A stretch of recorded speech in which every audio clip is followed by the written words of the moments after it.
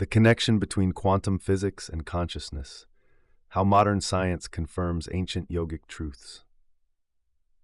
What if the yogis and mystics were right all along?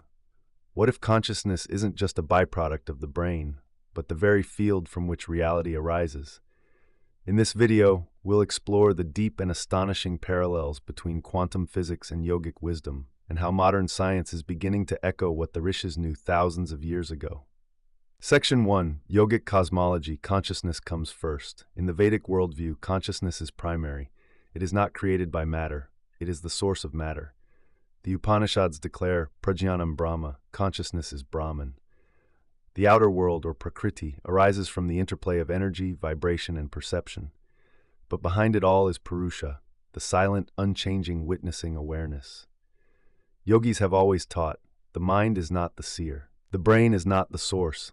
The self is a field of awareness beyond time, space, and thought. Section 2. What quantum physics is now discovering. Quantum physics, though born in labs, has led scientists to truths the ancients meditated upon in silence. Here are just a few startling parallels. 1. Observer effect. In quantum experiments, particles don't decide how to behave until observed. Measurement collapses wave functions into specific outcomes. In other words, the act of consciousness changes reality. This mirrors yogic insight. Where awareness goes, reality follows. 2. Non-locality and entanglement. Particles can become entangled, influencing each other across vast distances instantaneously, faster than light. This suggests that reality is not limited by space or time, but woven into a field of unified intelligence. Yogis would call this akasha, the subtle field through which mind, prana, and soul are connected. 3. Quantum superposition. Particles can exist in multiple states at once, until observed. This echoes the yogic view that reality is not fixed, it is probability shaped by awareness. The world you see arises from the state of your siddha, your mind field. Section 3. Consciousness is not in the brain. Most neuroscientists once believed the brain produces consciousness, like a generator. But today, more are shifting to the receiver model. The brain doesn't generate consciousness, it receives and filters it. This aligns with the yogic model of the 5 sheaths, pancha koshas.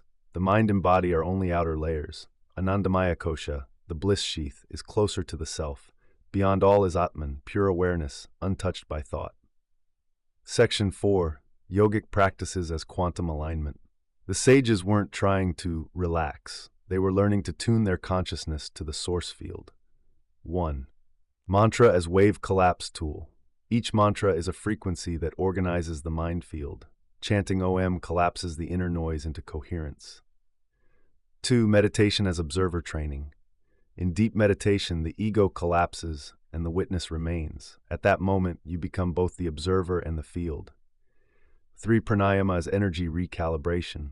Breath controls the movement of quantum life force, prana. Harmonizing breath leads to subtle coherence in the energy body, just as quantum fields seek balance. Section 5. Real implications of this union. You are not a body with a spirit. You are consciousness, temporarily expressing through form. The implications are profound. Your thoughts shape reality. Your awareness determines experience. Your inner frequency becomes your external world. Change your vibration, and you change your destiny. Yogic teachings are not superstition. They are consciousness technologies. Science is only now catching up with what the sages knew by direct perception. Section 6. What the yogis always said. The rishis didn't need equations. They had stillness. They saw the world as vibration. They saw the self as non-local awareness, Purusha. They saw time as relative, death as illusory, and the universe as mind-shaped. What quantum physics is now discovering through math, the yogis discovered through samadhi. The boundary between science and spirit is dissolving. Consciousness is not a side effect.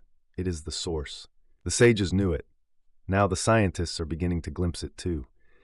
If you're ready to experience this directly, not just as theory but as transformation, click the link below to receive your personalized mantra and soul map.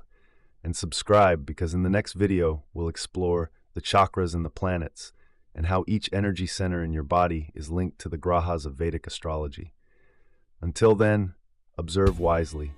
You are the observer, and the field you see.